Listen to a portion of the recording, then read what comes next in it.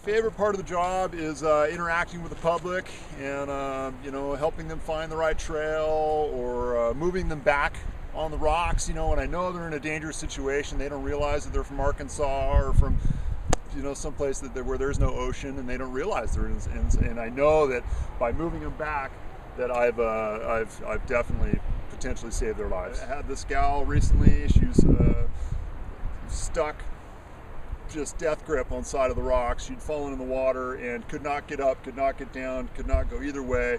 The best way was to get back in the water, was for her to jump back in the water, meet me. I would get her in the rescue tube, have my fins and wetsuit and everything, and swim her out this surge channel out to the open ocean and around the corner of this cove. And that's basically what I did. You know, I get in the water and I said, "Come on, jump, jump, jump." Of course, she doesn't want to jump. She takes her, you know, a few minutes to finally jump.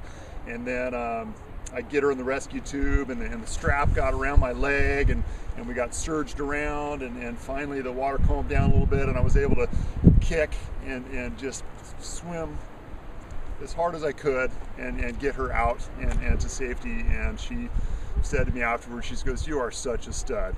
She goes, "Thank you so much for saving my life." You know, people are people, so you get a lot of funny questions.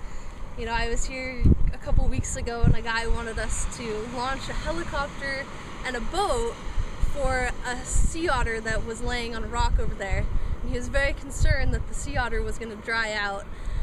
And, you know, you have to kind of educate people a little bit. Parks are special places, and there aren't a whole lot of areas that exhibit the kind of natural habitat that you would have seen in California a couple of hundred years ago. And the ones that we have left are very, very special, and we need to take care of them.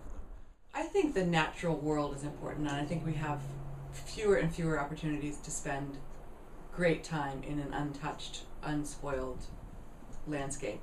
And the more time we spend outdoors in that kind of environment, I think the better it is for us. It's nice to know that these places are going to stay the same. They're little pockets of, you know, beauty, obviously, and the naturalness. And the fact of the matter is that California is getting extremely crowded now. There are a lot of people, there's a lot of agriculture, there are very few natural spaces left, and just because they're so rare, we really need to treasure and preserve them. I think that state parks are important, as with all parks, in offering people an avenue for outdoor recreation.